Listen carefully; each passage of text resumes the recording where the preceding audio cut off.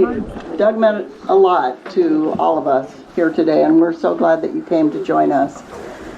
So this gathering is very simple, as you'll see on the program that you should have in front of you on the table, that little roll that looks like a diploma with a with a sprig of rosemary for remembrance, and that's rosemary that was grown here at the ranch.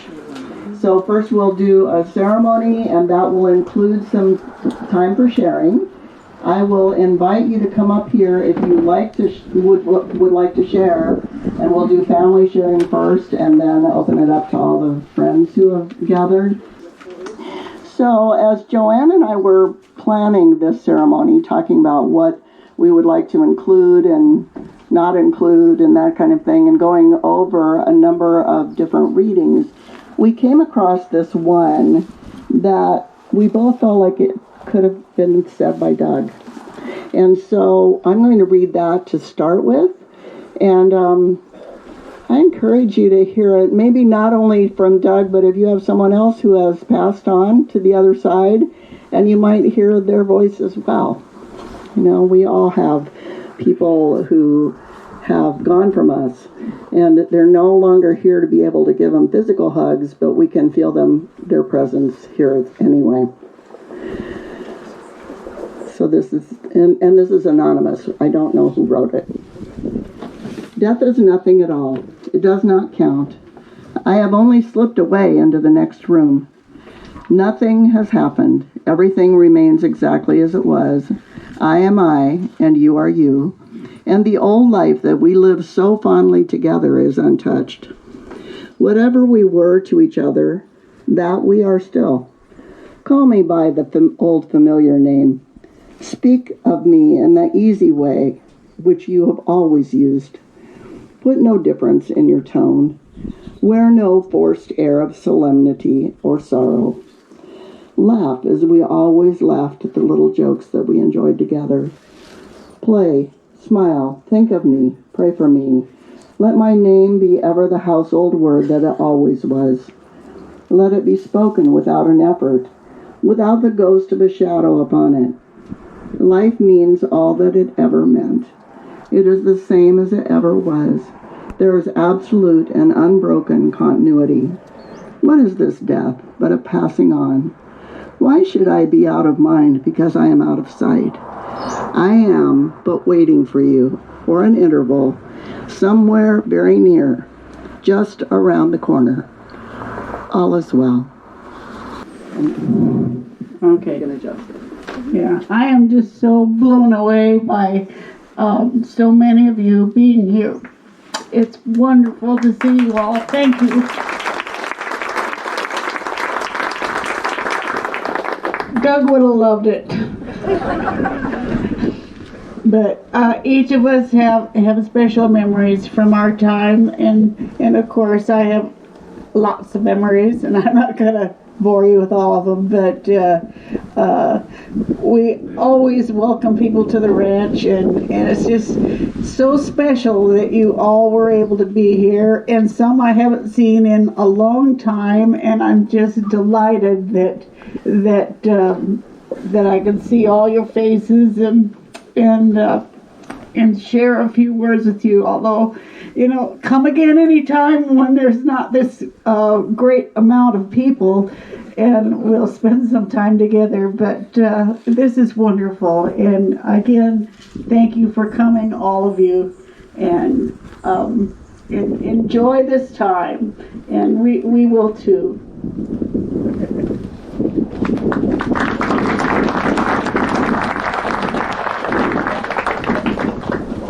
Thank you, Joanne. I'm Alan King. I'm Doug's brother. Sorry. Doug was 12 years older than I am, and so it wasn't quite like the normal brother-brother relationship, as you can imagine. I was the little brat hanging around the older guy, and there were many stories of our time together. He took me up on top of the old barn that used to be over there with an umbrella and tried to get me to jump off with it. he took me down to the orchard down here,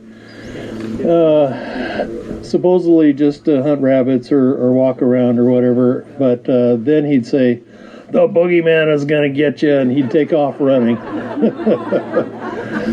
So that was my younger childhood and experience with Doug. But after we went away, left the country, went to the Peace Corps, came back, it was a whole different relationship. It was a wonderful relationship.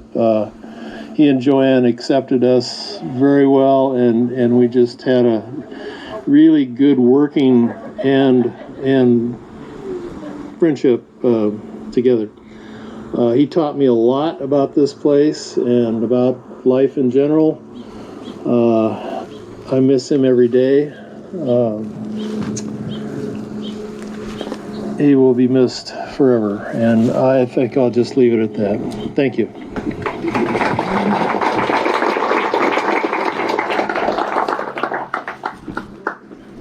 Alan left out the part about how he used to go sneak in and peek at his big brother and his girlfriend.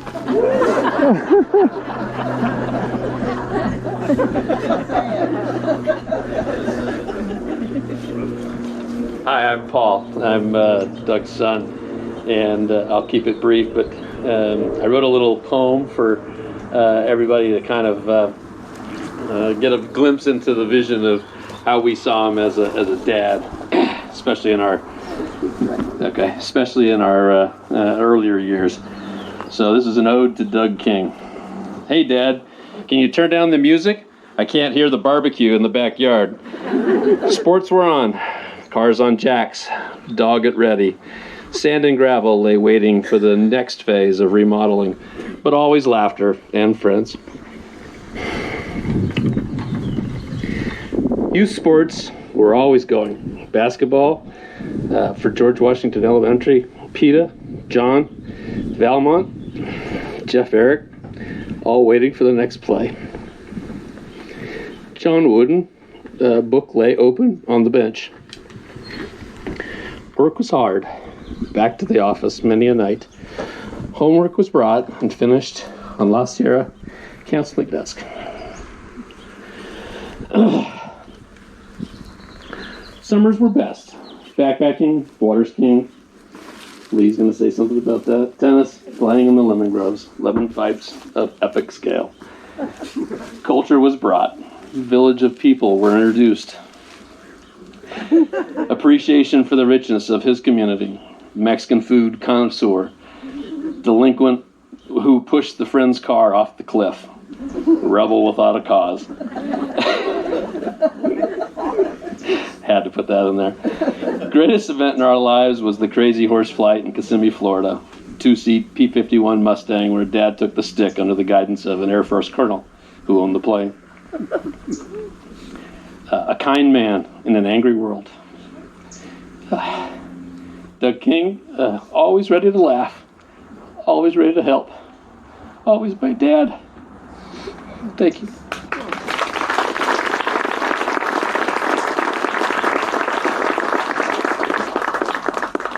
Thank you, Paul. Who else from the family would like to speak at this time? Good morning, everybody. I'm Carson Watson, one of Doug's cousins. It's really awesome to be here today, to see all of you, and that by being here, your love is flowing like the Mississippi.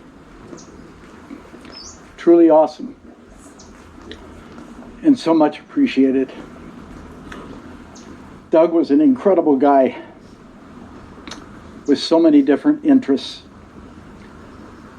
Doug was never boring, and he didn't do it his way, as Frank Sinatra so aptly put for his life. Doug was a person who gave himself to his family, his friends, his vocations, because he had many. And I will miss Doug, even for the fact that he and Alan ganged up on me one time when I was here. Very, very naive. I'm still naive, but I was even more naive then. And they gave me a mohawk. And they took a picture of me, and the picture is out there, and it's, it's on the internet and everything. But I guess, you just have to grin and bear it as life goes on. It was, I guess, a stellar occasion on many occasions in the times that I visited here, which weren't that many. But I, too, remember when Douglas wanted to get me to jump off the barn with the umbrella. I wasn't going to do that. I wasn't that naive. Doug must have known the ancient Delphic maxim from Greece that stated one of the most important things in life is to know thyself. Doug was a practicing patron of the Greeks. He really knew what he wanted. Doug King, father, son, grandfather, brother, friend to so many, and happily my cousin. Loved nature, made fabulous model airplanes. One of his oldest friends is here today, Al Harper. And I know Al sincerely misses Douglas like we all do. Glad to have you, Al. Doug, I will always love you and remember you for your kindness, humanity, and decency. Knowing where you are, go ahead and push as many old cars, maybe even a Tesla or two, into the heavenly eternal canyon of space, since nobody's going to come to tell you you can't. But I really also want to give homage to Joanne. There is a queen in England in Buckingham Palace, but the Queen of Kings is right here with us today.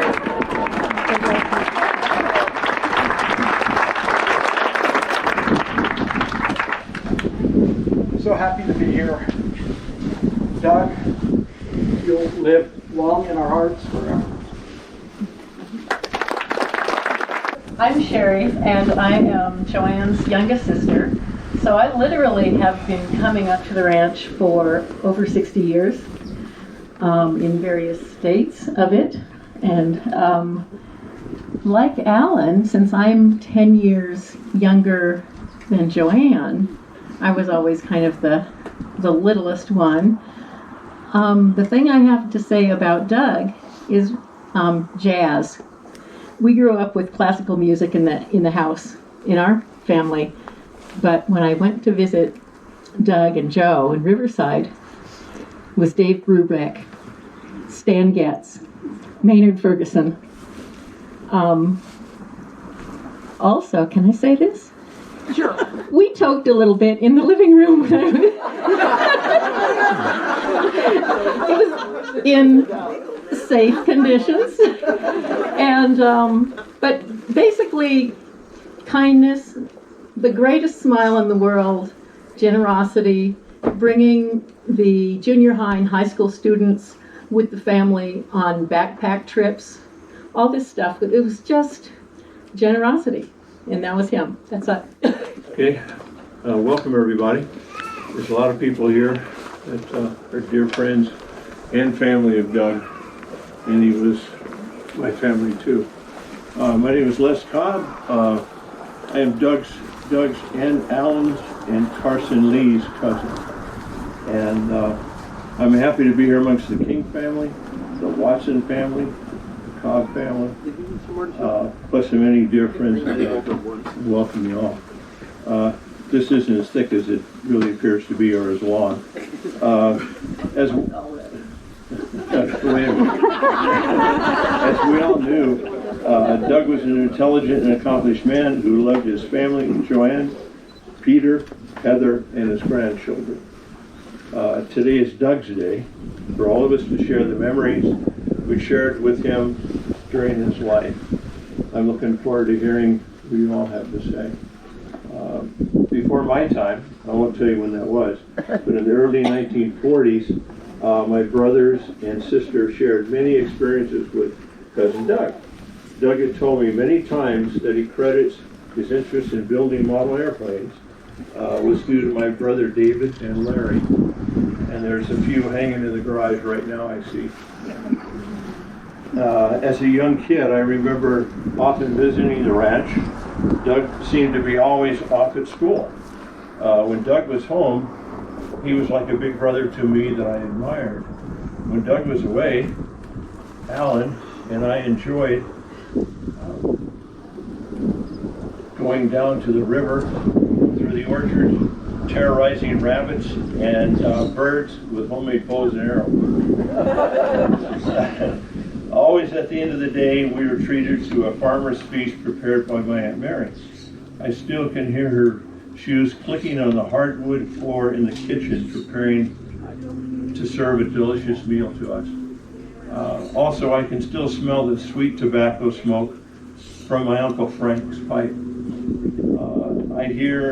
I can still hear his deep, friendly voice as he would show us one of his latest clever inventions for the ranch, including his rock collection. Frank was an intelligent man who was echoed in his son.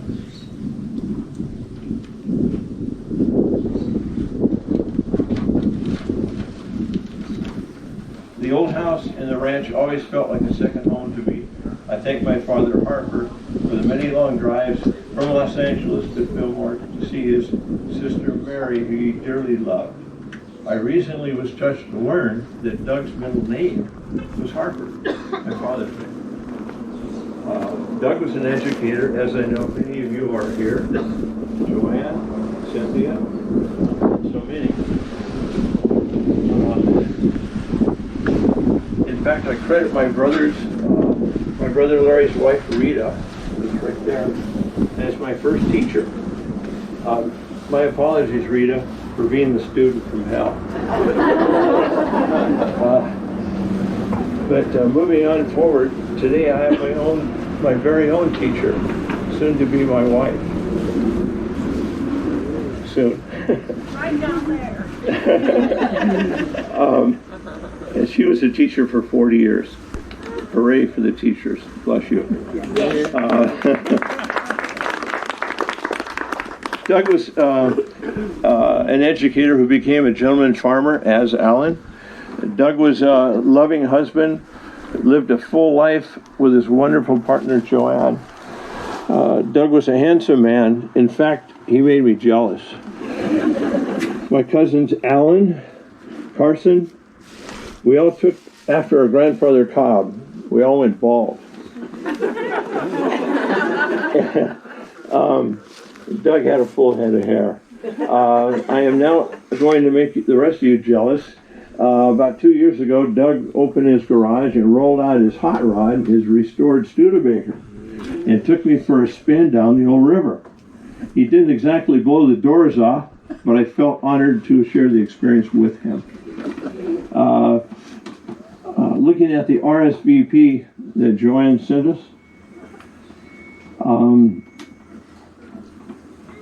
I'm reminded of the couple of Grant Wood's painting American Gothic. But Doug and Joanne were younger and better looking.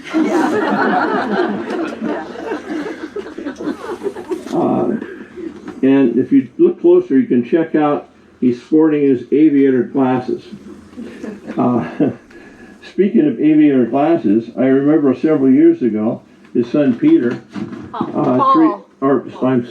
Paul, excuse me, treated him to a ride in a P-51 Mustang. And it was a wild ride he never forgot. Hopefully we'll be seeing Doug in a cameo with his aviator glasses flying with Tom Cruise in the Top Gun movie. If anyone noticed, I'm wearing this Roswell, New Mexico hat to commemorate my family's history. You may not know it, but Aunt Helen, Carson's mother, my dad Harper, and Aunt Mary actually lived in Roswell, New Mexico. Now each time I look up in the sky and I wonder if I'll see any UFOs. And I've named them otherwise known as unknown family occupants. Maybe there'll be a few hovering over the ranch right now with Doug at the control stick looking after us. I hope so. In closing, I want to congratulate the Kings and their very hard work over the years that produced many crops for all of us to enjoy, especially all these wonderful avocados. And speaking of avocados that are known all over the world, just think, where would this world be today without guacamole? So, muchas gracias, Doug, for all you have done. I love you, man.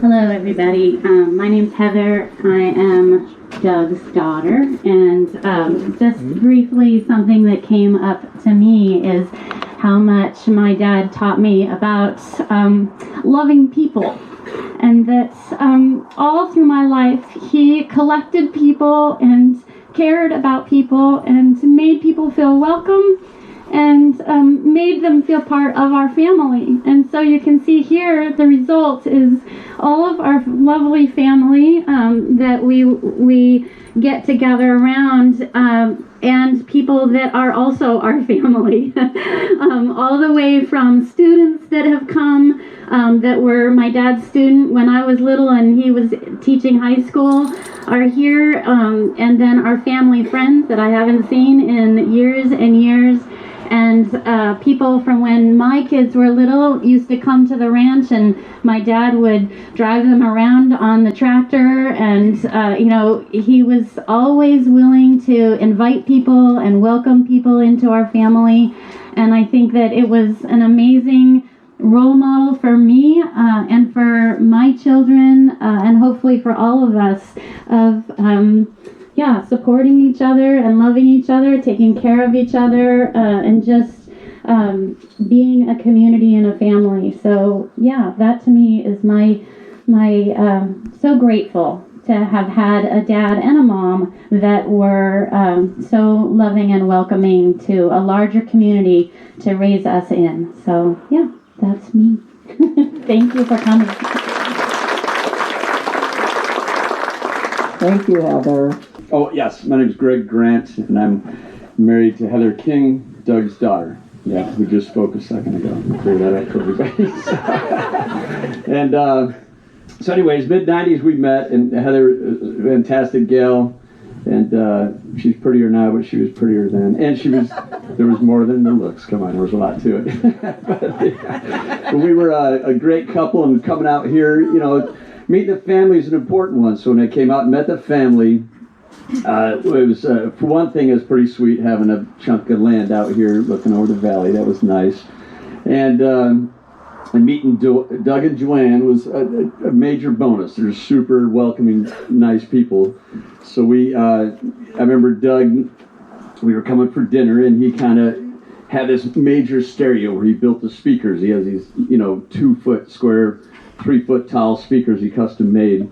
And he's sort of showing them off. He goes, let me just play you a quick record to show these things off. So he got his Dark Side of the Moon out by Pink Floyd and put it on and turned it up to like 11 or something like that. So the house is just roaring. And he said, let's just play one side of the album, not for too long because it was pretty loud. So it was great. So I was like, this guy's pretty cool. I love that album. That Dark Side of the Moon is a good one. So and then we played that, and Joanne was a good sport. Didn't seem to be upset. I think Heather was giving me more of a look than us to look more than anybody. And then we got out to the barbecue. So Doug was always old school. He wanted to do, charcoal and start it up. You couldn't do LPG or gas or anything like that. It had to be good old charcoal. So we were cooking up sausage, and he's like, well, I always cook a couple early for appetizers. So and we'd break out the cool mustards he had, and we'd have appetizers, sausage beforehand. So that was always our routine, is eating the sausage while they're being cooked before they were time for dinner, to have those. And we had a great place to get sausage down in Fillmore. So I was right off the bat like, all right, this is not going to be a problem. hanging with the parents. You know, some parents make you a little bit nervous. So that was not the case here. They were super welcoming. And Doug was always the can-do dude. I mean, no time at all. We had a couple kids, and we had a little house in Ventura with no swing in the backyard. There was no tree to hang a swing on. And Doug was like, well, why don't we just build a kind of a fake tree? We'll just take some old pipe we got at the ranch and weld it up in the air. So we welded, I think it's a 25-foot tall swing together in our backyard. It's huge. We had a tiny backyard if anybody was there. So when we swung the kids, they kind of went out of our yard into the neighbor's yard a little bit and came all the way back. It was like the most funny swing that the kids got around. A little bit dangerous. I think we decided to pull the chain off of that thing when we got it done with that house, you know. So Doug was really cool, and he always had great stories. I guess Al Harper's here, and I think I've barely met him, but he was always telling the stories in the old days in Fillmore when he talks about they went to high school with the guy who was the one police officer in Fillmore, and their car was pretty hot rod. They had rigged up cars pretty good. So he was talking about Al and him, and he blames it on Al, but I'm sure Doug had a lot to do with it, would pull up to the police car and flip him off and punch it. And the police car was way slower than their car, so they'd dust him and lose him. So maybe Al can blow that one up a little more, but it was really funny. But I guess the guy got mad enough, they think he threw Al in jail for doing something, disgracing in public one too many times or something. I don't think Doug went in, I think Al went in on that one. And then what a cool father-in-law to have to, he would talk about stories with old cars that they would take up. I mean, I think less than a few people mention it in Paul in his poem. They would go way the heck up the road to the top of the Sespe Canyon and start up these cars and put them in gear and drive them off the cliff up there. I mean, that's probably when we all go hiking, we see these cool old cars from the 1930s stuck in the bottom of a canyon. And Doug takes credit for quite a few of those, I'm sure, because I can't believe his father didn't beat him to death for a drivable car to take it up there. But he said his dad didn't beat him up. I don't, you know, Ellen's probably knows better what happened exactly, you know. So he was a cool guy, Doug, and I guess you couldn't ask for a better father-in-law and mother-in-law. I don't want to give lack of credit to Joanne. So they were great, and I'm lucky he was around. He was a good guy. All right. Yeah. Hi, I'm Nathan Schmidt. I'm a nephew through the Reineman side. Free flight airplanes are an amazing thing. You craft them, you stick them in just the right order, you paint them, you tweak them, get them right, put the right gas in, and then you throw it off into the wind. And you hope for the best.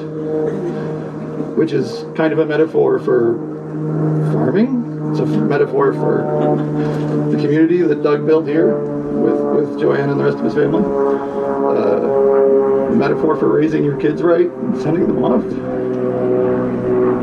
And it's really clear to me, I think it should be clear to all of you how well Doug put in the time and the effort and the care and love, and this is what you get.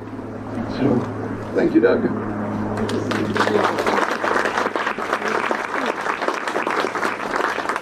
Did anybody else notice that plane that just went over? Yeah. Right at an opportune time. Yeah. I would also suggest, Nathan, that it's a metaphor for taking off into the great beyond, which Doug has done. With Doug goes back to 1956. I had just started my career at the University of California at Riverside in the Department of Biological Control on the Red Scale Project. Shortly after that, Doug also came to work on the same project. I knew when we first met that he was someone I would like to have as a friend, and that friendship lasted until his death 65 years later. After a short time at UCR, Doug decided to go back to school at Cal Poly Pomona to get his bachelor's degree, teaching credential, and master's degree. He ultimately worked at Arizona Middle School in Riverside as a teacher and counselor for several years, All the while, our friendship continued, and in 1960, I married a student at UCR named Martha Hicks. She has been my wife for the last 62 years. Meanwhile, my friendship with Doug has continued as he met and married Joanne Reineman. Each couple had 2 children. Doug and Joanne had Paul and Heather, Marty and I had Eugene and Connie. Our friendship continued to grow, and the 2 families had shared many visits with barbecues, cards, and other games, and in general, just enjoying each other's company.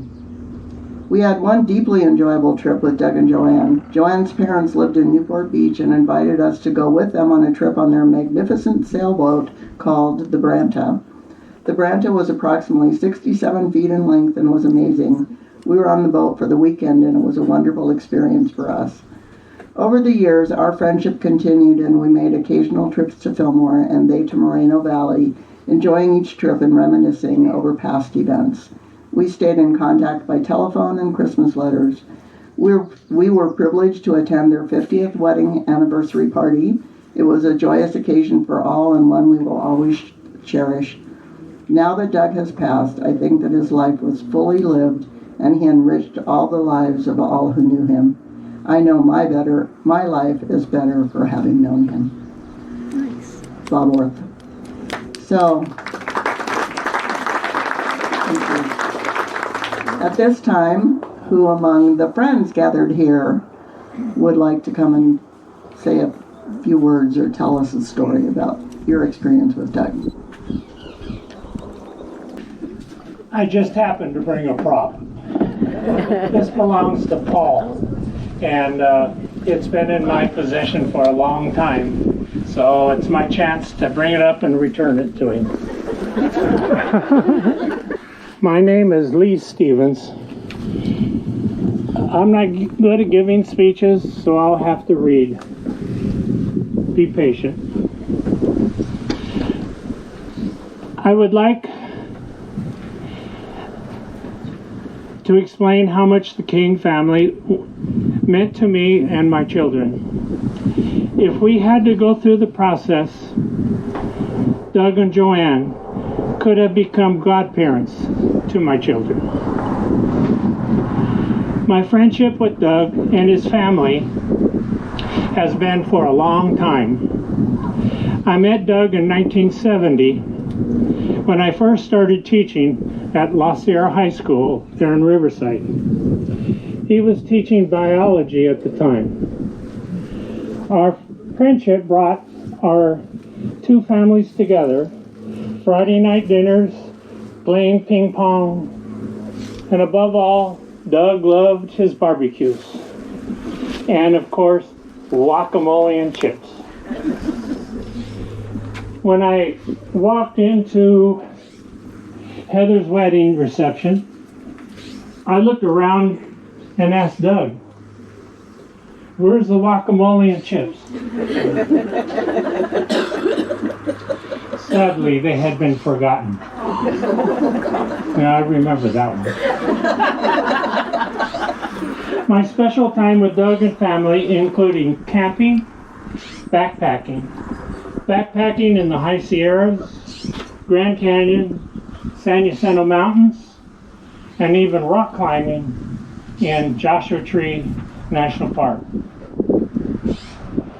And how could I forget the canoe with that little outboard motor on it?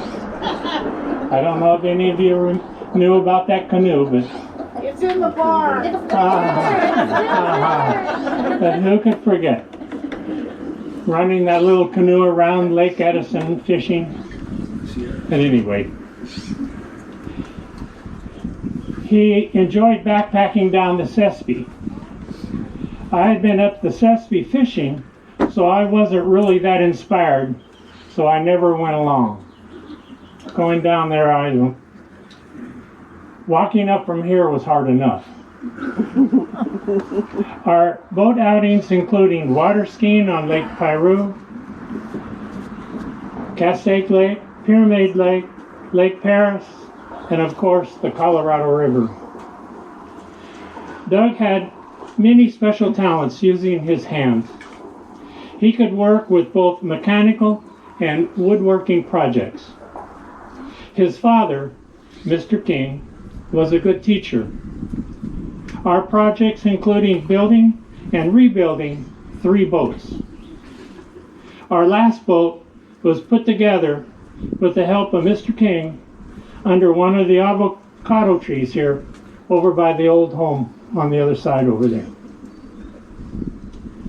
Doug could dismantle an engine and even a complicated carburetor, and of course put it back so that it worked.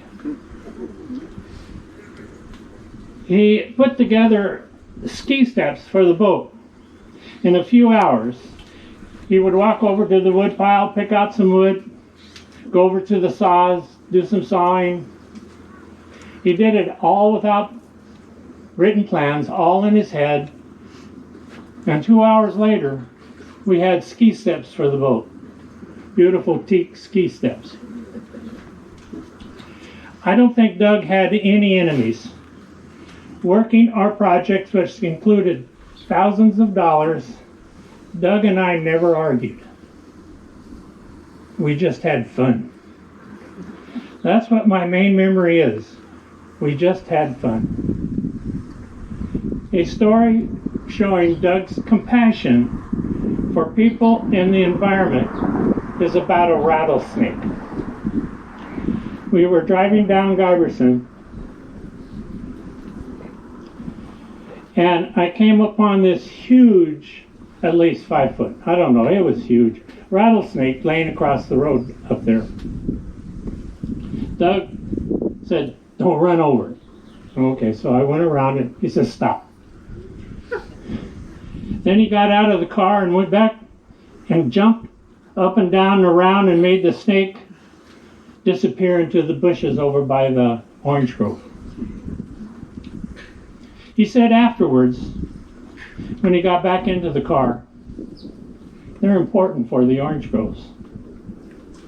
Me, if I had gotten out, I would have had made sure I had my 12-gauge shotgun.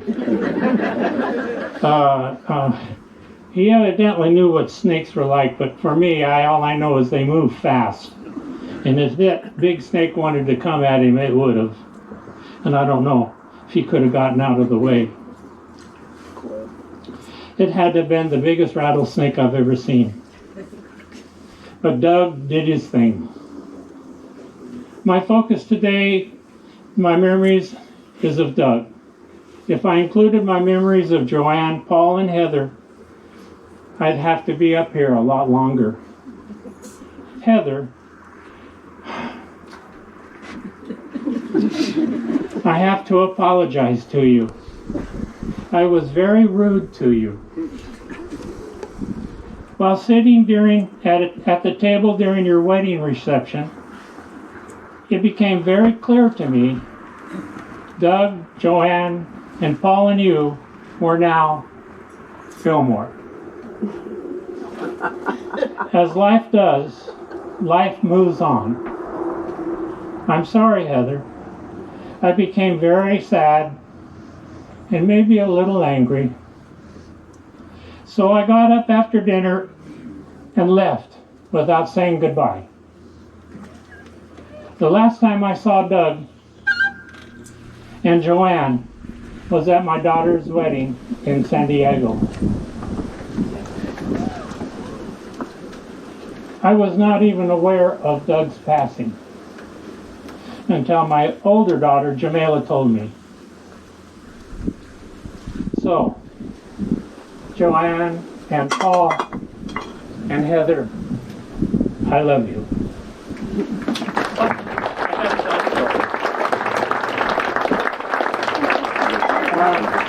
I got to tell a Heather story. Sorry, this is a good one. Going over for dinner at Doug and Joanne, they had a big fancy wood table there in the dining room, large enough that it could stand out and multiple people could sit. Along the edge, like this, went around the table, and on the back side underneath the table there was a ledge right here that went around the table. Well, one day while cleaning, Joanne happened to look up under the table. There, along the rail under the table, Heather had stacked all her vegetables. So eating dinner, she would cleverly put what she didn't want to eat under the table. Old dried up carrots, shriveled peas, you know. I just remember this story and laugh. Thank you very much. Hi, I'm Olivia Tooley, formerly Ramirez from Piru. And Doug was my independent study teacher. And for those of you who don't know what independent studies was, it's for those of us who weren't going to regular school but were still finishing school. So we would go see him once a week, and he would give us our assignments and correct them and help us with any extra help that we needed. So I didn't write anything because I didn't know what I was going to say, so it dawned on me that I had done some things for him and tagged him online. So there's one, is the influence of a good teacher can never be erased. Teachers who put relationships first don't just have students for 1 year, they have students who view them as their teacher for life. And then one of the most important things is that I had watched a video about caring adults in a child's life, and he was that caring adult. I was in independent studies because I was a teen mom, and I wanted to finish school and be a good example for my daughter. I was also in a very abusive marriage at that age, and there were times I almost quit. He tore up my homework, and though everyone else calls him Doug, he's always Mr. King to me. He would encourage me. So when I came to school and told him my schoolwork was torn up, he told me, well, he extended my deadline so that I can get it done for the next time. Over the years, life hit a dark period, and I did graduate high school with my cap and gown and my little girl in stands. I felt all alone in the world except for him, because he made sure that I felt that there was one person in the world that believed in me. So the years went by and we lost touch, but then the internet came along, and so I was able to find him in a cinema card, and our relationship was renewed. They come up to Montana, him and Joanne, and made sure that they stopped to see us along during their vacation. Every time my husband and I am since divorced from the abusive husband.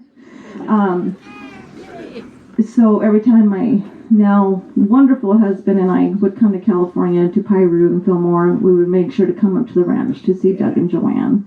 They've always been welcome here, and he will always have a special place in my heart. Because of him, I was able to graduate high school, and I had some sort of confidence in myself because of that one caring adult.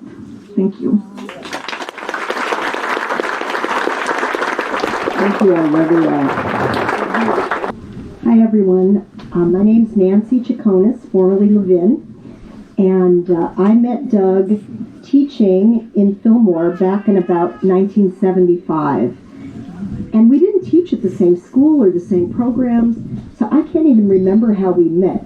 So really, it was started more like a friendship, and it grew and grew, and it's amazing to feel so at home here in this house because of all the dinners when our kids were little. I mean, I always remember they would put out china and regular silvers when the kids were really little, like to sit at that big table. Maybe my kids put some food under there, I don't know.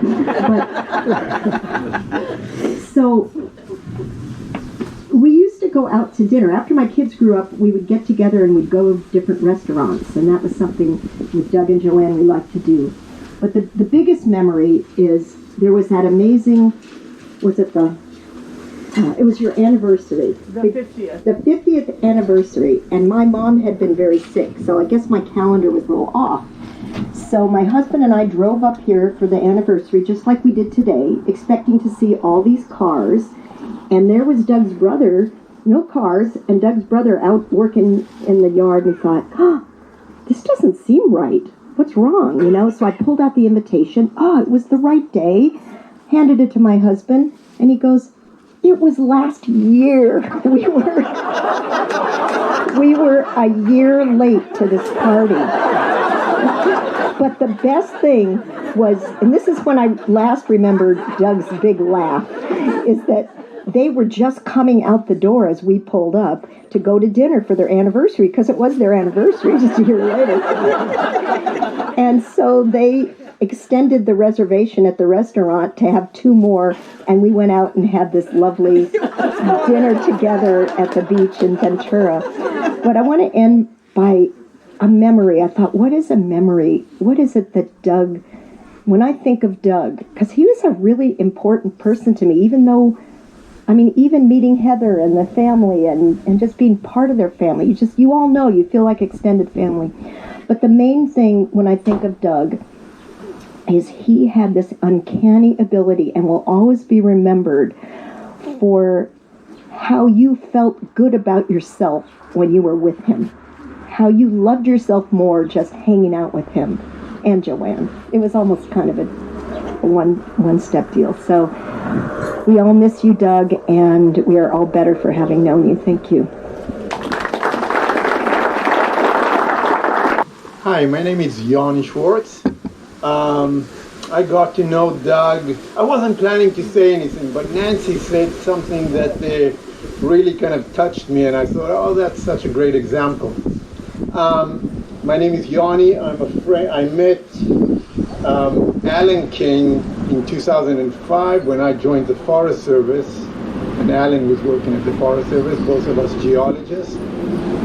And through Alan, I met Doug and Joanne and Heather and Greg, and kind of was adopted to this family and came over the years for many, many dinners and invited them to parties at our house. And the one thing that I always remember Doug, I always remember his big smile and all the other things that everybody else said here. He always used to tell me, what a beautiful family I have, my wife and my 2 daughters. And I always knew that he was very sincere about it, but I always suspected that he said the same thing to everybody else. And just what Nancy just said, that he just made you feel good, that's how I remember Doug. Always telling me what a beautiful family I have and how it made me feel good. Thank you, Doug, and the rest of the family. And the years go by.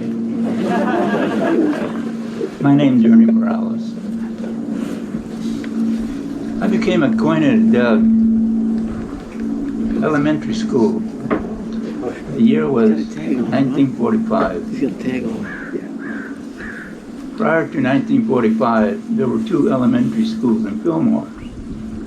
One was Sespe Elementary on the west side, and Mountain View School on the east side. There was still segregation in those days, so all the Mexican kids, so to speak, went to Mountain View. All the Anglo kids, we call them gringos, lived attended on the west side. So I was a little bit apprehensive about attending school at Sespe.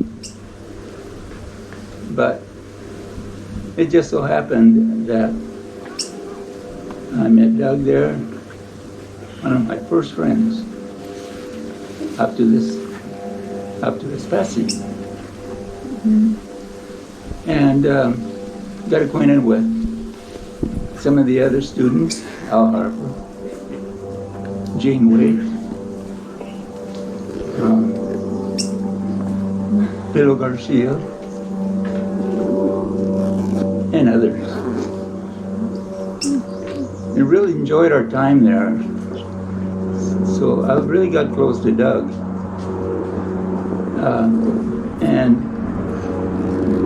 during the lunch period, all of us would gather in the benches under the pepper trees, no longer there, but that's where we used to have our lunch during lunchtime, and then after that, we play in the playgrounds and do one thing or another. And I remember one lunch period, I was sitting next to Al Harper, or he was sitting across from me, I think. And he brought out his lunch. I thought, God, it looks like a pretty good lunch. I said, Al, what are you eating? He said, oh, my mom fixed me a tuna sandwich, a bag of chips, a little bit of fruit, and so forth. So I brought out my lunch. He said, hey, what are you eating? I said, I'm eating a burrito. He said, you want to share? I said, sure. So I took half of his sandwich, and he took half of my burrito.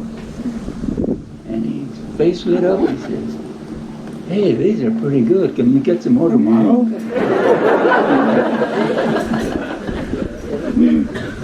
So we always shared in that manner. And, so anyway, Doug and I continued on to junior high school, into high school. Yep. We were both into sports. We became teammates, playing football, basketball. He didn't play baseball, but I did. And I think he did a little bit of track and field. So we continued our close, I want to say close friendship during all those years. And I remember once, I think I was a junior in high school, or we were juniors in high school. And he says, Ernie, would you like to come and visit me and stay overnight? And I think you like my family. I said, are you sure, Doug? And so he invited me out, and for the first time, I met Mr. Frank King and Mary King, his parents, of course. And I thought, man, these folks are really welcoming people. I really like being here for a little bit anyway. So we stayed, had dinner, stayed overnight. And the next day he showed me the barn where his father had all of his equipment and some of that he built originally, because some of the things that he needed to do, Mr. King that is, apparently that wasn't any equipment to do it with, so he built his own. He was really an amazing man. And after we came home, we continued to be close as to where we would go out to dinners, to shows, to entertainment places, Joanne, of course. And we used to say, okay, Ren, it's your turn. Where should we go to have dinner? And then following that, what kind of show would you like to see? Live show, that is. I says, well, Doug, it doesn't matter to me. I like all kinds of music. And he says, well, you know what? I do too. But Dave Brubeck is going to be at the Libero Theater in Santa Barbara. Let's go there. So we did. It was a really tremendous show. Later on, I says, Doug, let's go to the Santa Barbara Bowl for one of the shows that are coming up. He says, that sounds great. Who's going to be there? Well, if you like country music, Alan Jackson is supposed to be there. So we attended that show. And other shows there are also mariachis during the Fiesta Days in Santa Barbara and other places. And oh, by the way, the summer of 1955, we double dated. He says, where do we want to go? I said, well, I don't know. Disneyland is too open, let's go there. So we're one of the first guests. Disneyland when it first opened in 1955. That was really good, fun times. However, in most recent years, we still used to get together, Doug and Joanne. We'd go out and have dinner or lunch or something somewhere. To just spend some time, to share, to reminisce, and just enjoy our company. I think I consider Doug as a brother that I never had, because he was really something else to be with.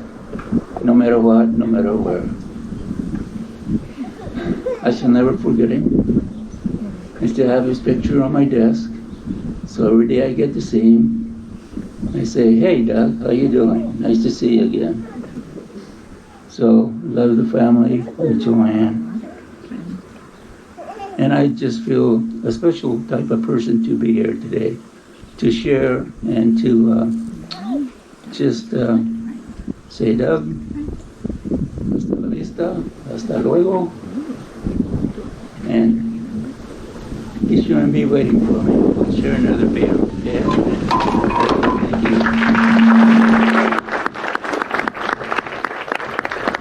And I'm Becky Morales, and all I've got to say,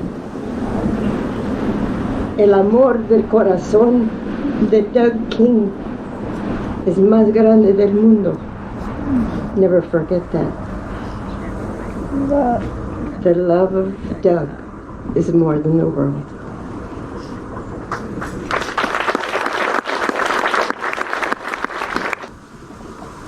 Good afternoon. My name is Jamila Lomeli, and especially growing up, my nickname was Jamie. My dad spoke earlier.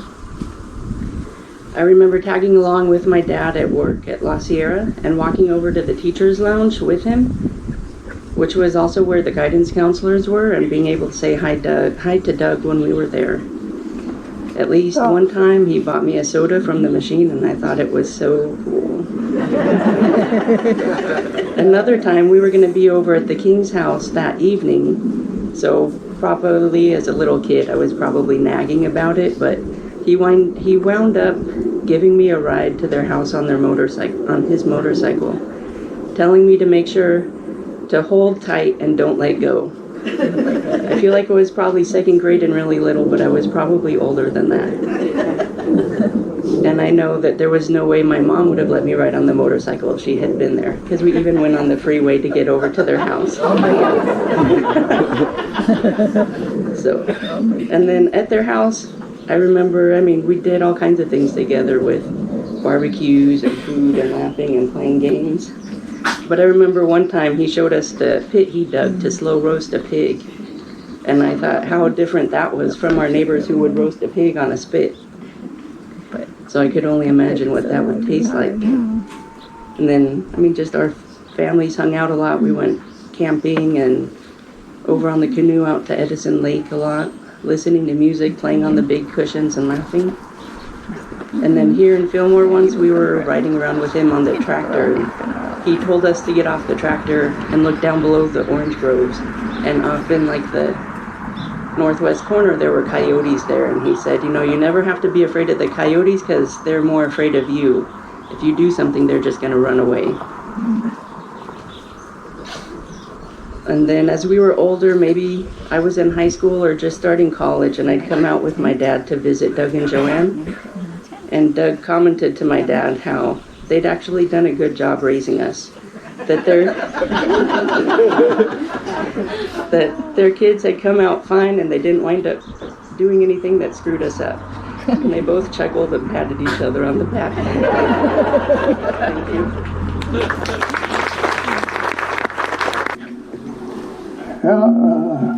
Hello, everybody. I'm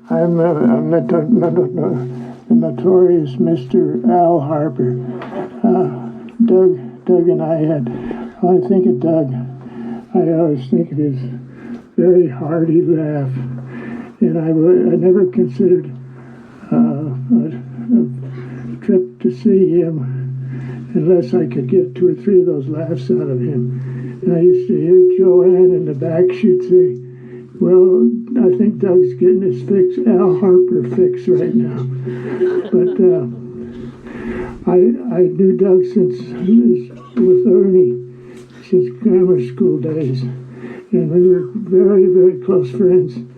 And I lived right across the river here over at the fish hatchery.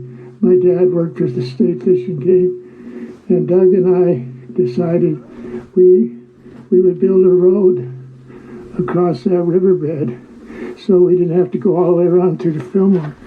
So that's what we did. We took his dad's tractor and we made a road and we could go back and forth in a short order. and we ended up with a lot of cars stuck out in the riverbed. It really made the Sespe Land and Water Company mad. We had a guy named Moffat that was always after us on our tail. And one time we had as many as 4 or 5 cars stuck out there. Now, I could go on forever, but I know you want to get on here, and we all do. And I want to thank Joanne so much for this gathering and everything, and all the kings, and all they meant for me over the years. But I was in on, I just will elaborate a short bit on, Doug and I pushed no less than five cars off a little Sespe up here. The highest, rockiest place we could find to push him off. And I never saw anything light up his eyes and make him as happy as seeing one of those cars go over and the first rocks it would hit, it would just explode. And he even took us, we went hiked down on one of the cars and we act like we were taking a trip in with a suitcase. And I know if I didn't get up here and say something, he would turn over in his grave. So good to see all of you people there. And we did a lot of things together, but he was always my guidepost. If I got a little bit off, we used to do something he called gunning people up, and everything you can think of, putting M80s in people's mailboxes along Iverson Road. But I won't bore you with any more of those stories. And thank you for everything. Was it true you got arrested when you were flipping that police officer off? Oh, we did. I can even remember his name. It was Sheriff McConnell.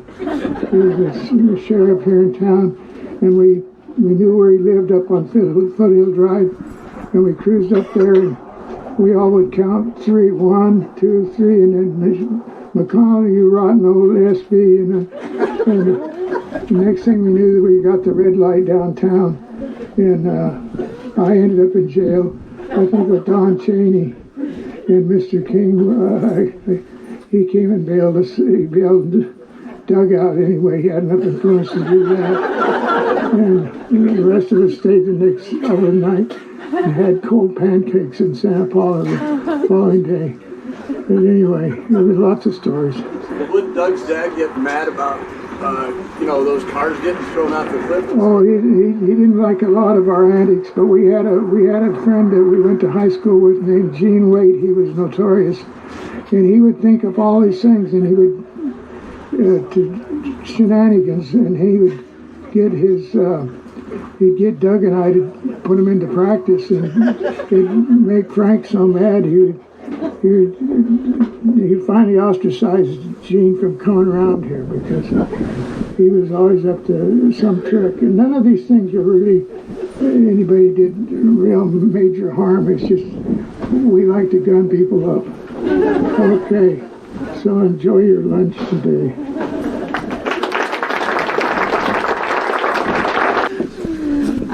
Hi, I'm Delaney, and I am Doug's granddaughter of Heather and Greg.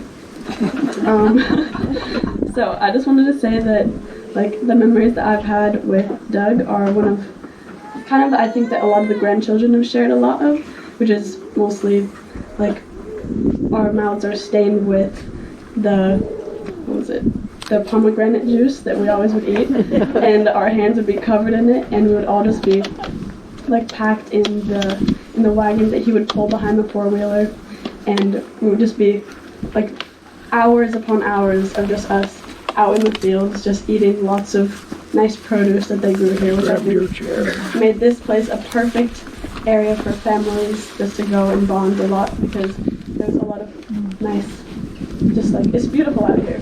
And so I think it's a really nice place that we can all come to. And so yeah, and then it was just a really beautiful place, and that to be in the four-wheel a lot. Like Grandpa, he would always have me or my sister Lily. We would always drive it around too, and so we'd just be like sitting in it, and he would be like, okay, just don't go too crazy. But he would be in the back and we would be in the front, and he would just like go for it, and we would just go crazy through the orchards and stuff like that. And it was so fun just that he would just let us kind of use his four-wheeler a lot, which was awesome. And then but yeah, so I thought he was always just like really in for a good time, and he always wanted other people to have a good time, and was always very like the opposite of self-centered. So he was very like outwardly wanting his positive energy just to go to other people, and I think a lot of other people have said that already, and I think that was really something that we all aspire to be, kind of like Doug. And he was really good about just keeping it kind of positive, and he would always compliment other people on how much they smiled and how happy that he is to be there with them. And another memory that I have is that I'm sure that you guys have seen the huge like bucket, kind of like the metal bucket outside of the front door, and it is normally filled with like water, kind of like rainwater, and there used to be goldfish in it. And I don't know, Grandma, do you remember? You guys used to like put goldfish in it, and it used to be kind of like a goldfish bowl, but about every week the goldfish would disappear, and it always was kind of a mystery. And so there was one time when me and Grandpa we went out there and we were like, okay, we're gonna figure out what these snakes are doing out here. And so we kind of set up post, and we would go out and look every once in a while and see if the snakes had come out yet or not. And so it was kind of funny just to spend some time checking out the snakes, and it turned out that the snakes had always come, and they would always eat the goldfish. And so the goldfish did not last very long, but it was fun. It was a nice time. And yeah, so now there's no goldfish. They never replaced it again, but it wasn't quite worth it. But yeah, no, it's a good location out there for goldfish, but the snakes liked it a little bit better. But yeah, I think that we always had a good time with Doug, and like me and Lily, he was always so nice to us, and he would always come in and just say how like happy he was to see us, and like just how, I don't know, he was a really good grandpa to us, and I think it was really fun, and we miss him a lot, and we love him, and yeah, it was nice. It was nice to have him in this amazing location to come and visit all the time. So yeah, love your grandpa. Thanks.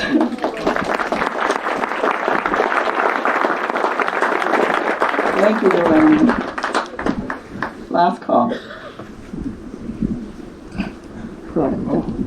Okay, so in closing, I would like to invite all of you to join in this litany of memory for Douglas Harper King.